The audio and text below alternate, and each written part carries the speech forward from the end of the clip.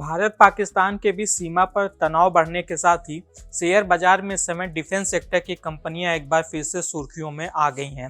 Market experts का कहना है कि भारत का डिफेंस सेक्टर अब तेजी से उड़ान भरने को तैयार है। सरकार की ओर से डिफेंस सेक्टर पर बढ़ते खर्च और ग्लोबल स्तर पर बदलते जियोपॉलिटिकल हालात इस सेक्टर को नई ऊंचाइयों पर पहुंचा सकते हैं। ब्रोकरेज फर्म निर्मल बंग की रिसर्च एनालिस्ट ज्योति गुप्ता का कहना है कि कम से कम 6 डिफेंस शेयर ऐसे हैं जो आने वाले समय में सेंसेक्स और निफ्टी को आउट परफॉर्म कर सकते हैं और साथ ही निवेशकों को एक शानदार रिटर्न दिला सकते हैं।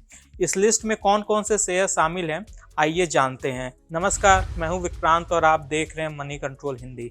ज्योति गुप्ता ने जिस शेयर पर सबसे अधिक भरोसा जताया है वह है हिंदुस्तान एरोनॉटिक्स लिमिटेड यानी कि HAL। उन्होंने कहा कि HAL की ऑर्डर बुक फिलहाल 1.8 लाख करोड़ रुपए तक पहुंच गई है और अगले वित्त वर्ष तक इसमें और भी अधिक उछाल देखने को मिल सकती है। उन्होंने कहा कि हमने कंपनी की रेवेन्यू ग्रोथ सिर्फ 14% तक रहने का अनुमान लगाया है, लेकिन ये 30 से 40% तक भी जा सकती है।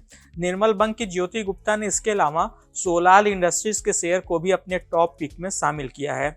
उन्होंने कहा कि यह भारत की इकलौती कंपनी है जो वारहेड्स और इनिशिएशन सिस्टम्स बनाती है।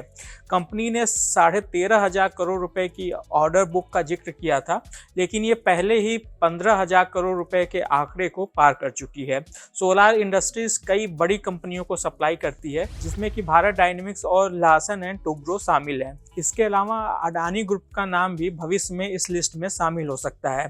ज्योति गुप्ता ने बताया कि पहले इस कंपनी की डिलीवरी टाइमलाइन 8 से 10 साल की होती थी, लेकिन अब वो घटकर 2 से 4 साल रह गई है, जो बताता है कि कंपनी लगातार अपनी क्षमताएं बढ़ा रही है। ज्योति गुप्ता की लिस्ट में तीसरा स्टॉक है BEML यानी भारत अर्थ मूवर्स लिमिटेड।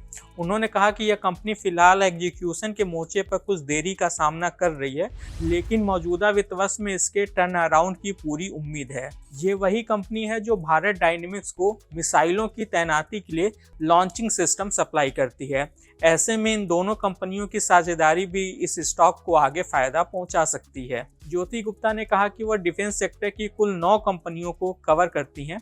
इसमें से हिंदुस्तान एरोनॉटिक्स और भारत डायनेमिक्स 2 ऐसे स्टॉक्स हैं जिनके ग्रोथ के मोर्चे पर हैरान करने की संभावना सबसे ज्यादा है। हालांकि उन्होंने ज्यादा स्थिर रिटर्न के लिए इन दोनों से अलग भारत इलेक्ट्रॉनिक्स को चुनने की सलाह दी है।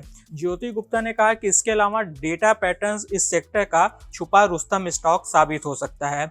उन्होंने कहा कि पिछले 3 तिमाहियों से कमजोर प्रदर्शन के बाद अब इसमें तेज रिकवरी की उम्मीद है। लिस्ट में आखिरी नाम है मझगांव डॉक शिप बिल्डर्स का। मझगांव डॉक के बारे में ज्योति गुप्ता का कहना है कि यहाँ पर बड़े डिफेंस ऑर्डर का बंटवारा तकनीकी क्षमताओं और बुनियादी ढांचे पर निर्भर करेगा। मझगांव डॉक का मुकाबला गार्डन रिच शिप बिल्डर और L&T जैसी कंपनियों के साथ है। हालांकि कंपनी का ऑर्डर बुक पाइपलाइन अभी भी काफी बड़ा है। मझगांव डॉक की तकनीकी क्षमता और इंफ्रास्ट्रक्चर इसे आगे रख सकते हैं।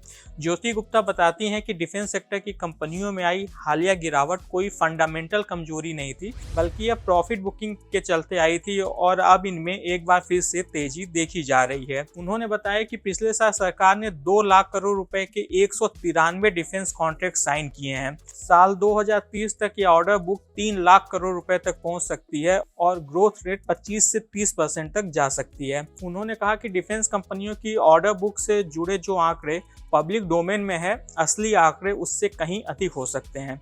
जैसे जैसे एग्जीक्यूशन तेज होगा, इन कंपनियों के रेवेन्यू और डिलीवरी आंकड़े चौंकाने वाले हो सकते हैं। आज के इस खास वीडियो में बस इतना ही। आपको यह जानकारी कैसी लगी हमें कमेंट कर जरूर बताइएगा। बिजनेस और स्टॉक मार्केट से जुड़ी ऐसी खबरों के लिए आप हमारी मनी कंट्रोल हिंदी की वेबसाइट को विजिट कर सकते हैं। इसके अलावा आप हमें यूट्यूब, फेसबुक, इंस्टाग्राम और X यानी कि ट्विटर पर भी फॉलो कर सकते हैं। Thank you.